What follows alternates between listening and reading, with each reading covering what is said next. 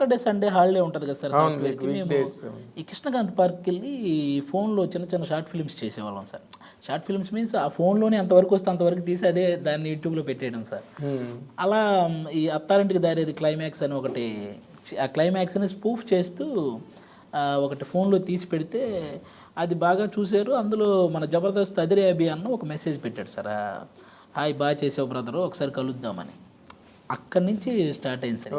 Attarintiki Daredi climax అంటే మేము ఉన్నామని నమ్ము అదేనా? అది నాకు బాగా నచ్చిన సీన్ సార్. పవన్ కళ్యాణ్ గారిది చాలా సంవత్సరాల తర్వాత మళ్ళీ అంత ఎమోషన్, మనకు అప్పట్లో సుస్వాగతం క్లైమాక్స్ ఆయన ఎమోషన్ పండించిన విధానం చాలా బాగుంటది.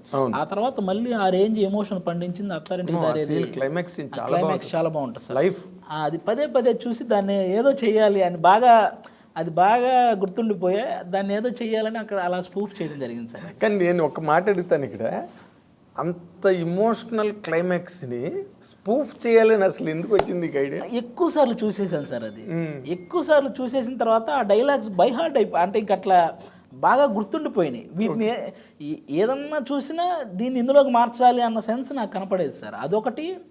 త్రివిక్రమ్ గారు సిరివెన్నెల గారి గురించి మాట్లాడింది నాకు బాగా నచ్చిన స్పీచ్ సార్. అది సిరివెన్నెల సీతారామ శాస్త్రి గారి గురించి త్రివిక్రమ్ గారు, నాకు ఈ అత్తారింటికి దారే సినిమా ఆ స్పీచ్ ఇవి నా ల్యాప్టాప్లో ఉండేవి సార్. ఇవి నా ల్యాప్టాప్లో నేను ఎక్కువ సార్లు చూశాను. అబ్బాయి ఆయన ఎలా మాట్లాడాడు ఎంత బాగా అని చెప్పి ఆయన స్పీచ్. అబ్బా చాలా రోజుల తర్వాత కళ్యాణ్ గారు ఎంత బాగా చేశారు క్లైమాక్స్ అని ఈ సీను. ఇవి నేను పదే పదే పదే పదే చూసి అవి రెండు నా నోట్కి వచ్చేసినాయి సార్. ఏదో చెప్పు డైలాగ్. త్రివిక్రమ్ గారిది అయితే Pavan Kalyan dialogue, climax dialogue చెప్పు. అదే సార్, అది జనరల్గా నేను చాలా అంటే చాలా లెంగ్త్ ఉంటుంది సార్. నేను మార్చిన డైలాగ్ గుర్తొస్తుంది, అది చెప్తే బాగోదు.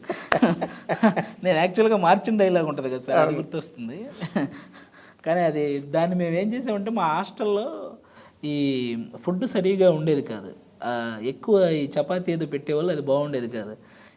దీని మీదే చేయాలరా అని చెప్పి అప్పుడు ఆ చపాతీకి రిలేటెడ్ మార్చి ఇప్పటికీ ఒక చపాతీ తింటున్నాం అని స్టైల్, ఇప్పటికీ తినేటప్పుడు ఆ చపాతీలో ఒక మొక్క అని టైప్ దాన్ని అంతా మార్చి అలాగే ఉంచుతున్నాం అత్తయ్య అని దాన్ని ఇలా మార్చి చేయడం జరిగింది అనమాట. వాళ్ళ మీద, హాస్టల్ వాళ్ళ మీద కోపంతో అలా దాన్ని ఆ రోజుల్లో అసలు మనం ఎవరో తెలియకుండానే 1 lakh వ్యూవర్షిప్ వచ్చింది సార్ దానికి. అసలు మనం ఎవరో తెలియకుండా ఊరకట్ల యూట్యూబ్లో ఎవరో తెలియదు. అట్లా ఈ జబర్దస్త్ అభి అన్న పరిచయం అవడం, అలా వాళ్ళ చిన్నగా దూరి, అంటే చిన్నగా దూరడం ఉండదు కదా. అయ్యో ఇక్కడ ఉద్యోగం యువతలే. అవును సార్, అది వదిలేశాను. మానేసావా?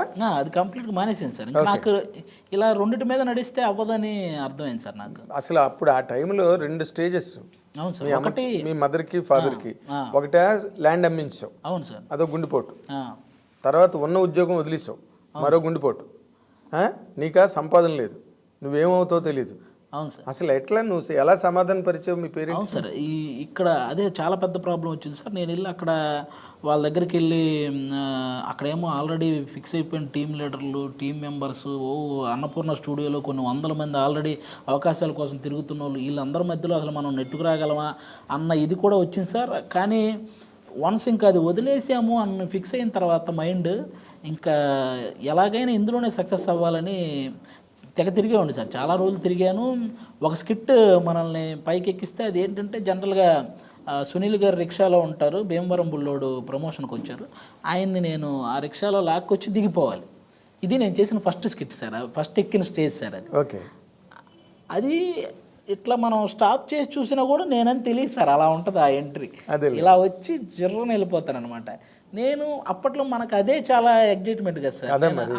ఆ ఫోటోలు ఫేస్బుక్లో పెట్టి ఈరోజు జబర్దస్త్ చేశానని పెడితే అది చూసిన వాళ్ళందరూ ఎక్కడ మీ ఊడు అసలు కనపడలేదు, ఇంటి దగ్గర మా వాళ్ళతో ఎక్కడ మీ ఊడు అసలు కనపడలేదు, అలా ఏదో రిక్షాలాగా వెళ్ళాడు పనుల్లాగా, ఎందుకు ఈ బీటెక్ చదివి ఆడికి ఎవరికి వెళ్ళి అవన్నీ చేయడం, ఇవన్నీ వాళ్ళకి ఇంకా బాధ కలిగించేవి. వాళ్ళు నాకు ఫోన్ చేసి అరే నువ్వు చదివింది ఏంటి, నువ్వు చేసేది ఏంటి, ఎందుకు ఇవన్నీ అని వాళ్ళు బాధపడేవాళ్ళు. ఇంకా నేను కొన్ని ఆల్మోస్ట్ ఒక 3-4 months అసలు ఇంక వాళ్ళ ఫోన్లు కానీ ఇంటి దగ్గరికి ఫోన్ చేయడం కానీ ఇవేమీ చేయలేదు సార్. నేను అస్సలు వాళ్ళకి ఎవరికి ఫోన్ చేయలేదు. ఎందుకంటే నాకు వాళ్ళ మాటలు బాధ అనిపించి నేను ఇది కూడా వదిలేసుకుంటానేమో అన్న ఇదితో సార్, అదేలే. ఏది కాకుండా అయిపోద్దేమో అన్న ఇదితో నేను అసలు ఫోన్లు లిఫ్ట్ చేయలేదు సార్. ఓకే. అప్పుడు మా చుట్టాలు హాస్టల్ ఉంటే అక్కడే ఉండేవాడిని సార్. వాళ్ళకి ఇంకా ఇంకా మనకి అప్పటికి హాస్టల్ ఫీజు కట్టడానికి కూడా లేదు. అందుకని చుట్టాలకు సంబంధించిన వాళ్ళు ఒక హాస్టల్ పెడితే అందులో ఉండేవాడిని సార్. అది కూడా ఒక లేడీస్ హాస్టల్ సార్. అది ఆ లేడీస్ హాస్టల్లో కింద రూమ్ ఒకటి ఖాళీగా ఉంటే అది నాకు ఇంక వాళ్ళ చుట్టాలు కింద రూమ్ ఒకటి ఖాళీగా ఉంటే కొన్ని రోజులు ఇంకా అక్కడే ఉండాల్సి వచ్చింది సార్. నాకు ఇక తప్పని పరిస్థితి. అదొక అగ్ని పరీక్ష మళ్ళీ. అవును సార్. లేడీస్ హాస్టల్లో కింద రూమ్లో ఉండడం అది నాకు చాలా సిగ్గుగా అనిపించేది సార్. ఎవరైనా వాళ్ళు కిందకి తినడానికి వస్తే నేనేంటి ఇక్కడ ఉన్నాను అని కొంచెం సిగ్గుగా అనిపించేది నాకు. ఇంకా వాళ్ళు ఎవరైనా ఆడపిల్లలు ఎవరైనా తినడానికి వచ్చిన ప్లేట్తో వాళ్ళు వస్తారు, మెస్లోకి వస్తారు కదా సార్. ఆ మెస్ పక్కన రూమ్ అనమాట నాది. వాళ్ళు ఆ మెస్కి వచ్చినప్పుడు నేను అసలు బయటికి రాకుండా లోపలే ఉండేవాడిని. అసలు నేను అక్కడ ఉన్నట్టు కూడా వాళ్ళు ఎవరికి తెలియకుండా ఎవ్వరూ లేని టైం చూసి మళ్ళీ కిందకి వెళ్ళిపోయాను సార్.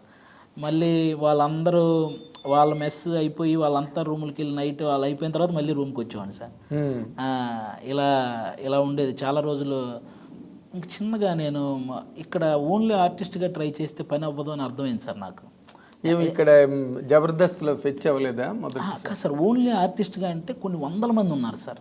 వెంటనే అవకాశం రావడం చాలా కష్టం సార్. అది అప్పటికే స్టూడియోలో ఎప్పటి నుంచో ఆల్రెడీ ఒక టీంలో 6 మెంబర్స్ ఉంటే టీం లీడర్కి కొంచెం పేరు వచ్చి ఉంటుంది, ఆ కింద 5గురికే ఇంకా పేరు రావడం కష్టంగా ఉంటుంది సార్.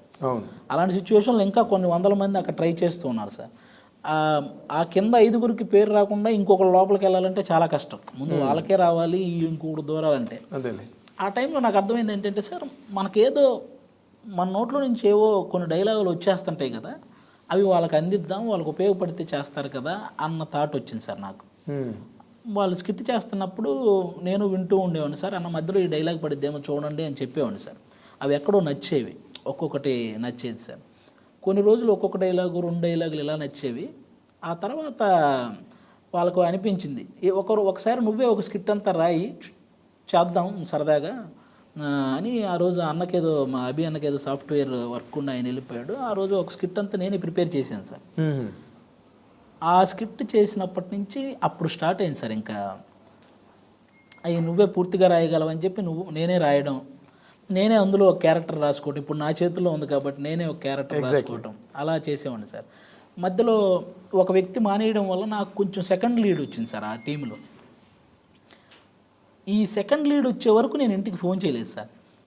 అవును, మళ్ళీ ఏది మీ వాడు కనిపించట్లేదు ఇవన్నీ మాటలు ఎందుకులే అని చెప్పి నేను చిన్నవి చేసిన ఫేస్బుక్లో పోస్ట్ పెట్టేవాడిని కాదు. నాకు అర్థమైపోయింది సార్ ఆ ఫస్ట్ది పెట్టిన తర్వాత. మనం ఏదన్నా ఇది టీవీలో ఉంటుంది, ఇది ప్రాపర్గా కనిపిస్తుంది, అరే మీ వాడు కనపడ్డాడు, బాగా చేశాడు అని అన్నప్పుడే పెడదామని ఫిక్స్ అయ్యాను సార్ ఏదైనా. అలా సెకండ్ లీడ్ వచ్చిన తర్వాత ఫస్ట్ టైం ఇంటికి ఫోన్ చేశాను, ఈరోజు చూడండి స్కిట్ అని ఒకసారి ఫేస్బుక్లో పోస్ట్ చేశాను ధైర్యంగా. ఆ తర్వాత అక్కడి నుంచి స్టార్ట్ అయింది సార్. కొంచెం ఆ సెకండ్ లీడ్లో నా కొంచెం మంచి డైలాగులు పడ్డం, నాగబాబు గారు రోజా గారు మెచ్చుకోవడం, ఎక్కడో నితిన్ భరత్ అని 2 డైరెక్టర్లు వాళ్ళు కూడా నన్ను బాగా ఎంకరేజ్ చేయడం, వీటన్నింటి మధ్యలో నుంచి నాకు అప్పుడు టీం లీడర్ ఇది వచ్చింది సార్. అది ఇతను ఎవరో ఈ టీంలో సెకండ్కి బాగా చేస్తున్నాడు, ఇతను టీం లీడర్ చేస్తే ఇంకా బాగుంటుందేమో స్కిట్ అని చెప్పి నాకు టీం లీడర్ ఇచ్చారు. ఇది ఎన్నాళ్ళు పెట్టింది? అది ఆల్మోస్ట్ ఖచ్చితంగా 1 year పైన పట్టింది సార్. మరి మధ్యలో మెయింటెనెన్స్లు ఈ లేడీస్ హాస్టల్ ఇలా నడుస్తూనే ఉన్నాయా? అభి అన్న టీంలో సెకండ్ లీడ్ వచ్చిన తర్వాత నాకు కొంచెం పేమెంట్ రావటం స్టార్ట్ అయింది సార్. కొంచెం నేను అప్పుడు మెన్స్ హాస్టల్కి వెళ్ళాను. హాస్టల్ వరకు నేను బేర్ చేయగలిగినట్టు నాకు అమౌంట్ వచ్చేసి సార్ నేను ప్రాపర్గా అదంతా చేసుకున్నాను సార్. ఇంకా టీం లీడర్ అయ్యాను సార్. ఇంకా అక్కడి నుంచి నేను వెనక్కి చూసుకోలేదు సార్. ఇంకా ఎంత కష్టపడాలో అంత కష్టపడ్డాను సార్. స్కిట్స్ మీరు కూడా చూసి ఉంటారు.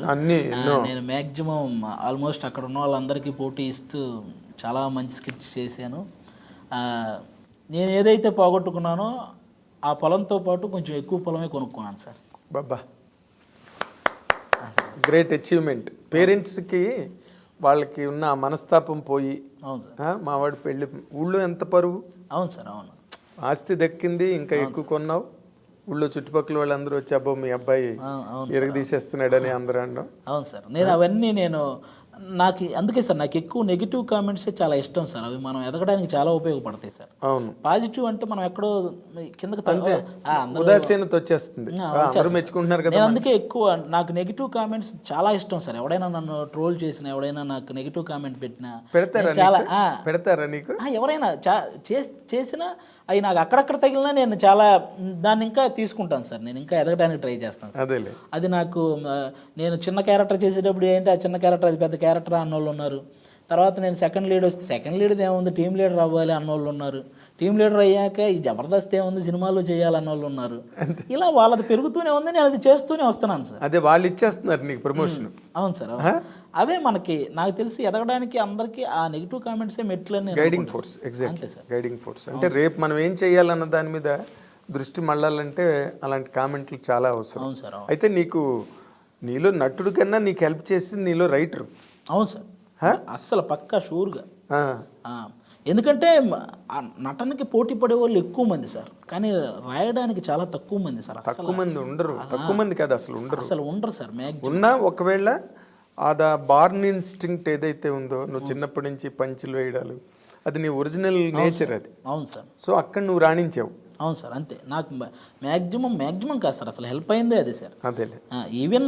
ఈవెన్ ఇప్పుడు నేను ఆ త్రివిక్రమ్ గారి స్పీచ్ కానీ క్లైమాక్స్ కానీ అది నా అంతటా నేను మార్చుకున్నదే కాబట్టి ఎక్కడో లోపల మనం ఏదో చేయగలం, ఒక డైలాగ్ రాయగలం అనేది అప్పటి నుంచే ఉంది సార్ నాకు. అదేలే, అది ప్రూవ్ అయింది కదా. అవును సార్, ప్రూవ్ అయింది. మరి నీకు అది లైఫ్ ఇచ్చింది. అవును సార్. రైట్ ప్లాట్ఫామ్ ఇచ్చింది, ఎదగడానికి హెల్ప్ అయింది.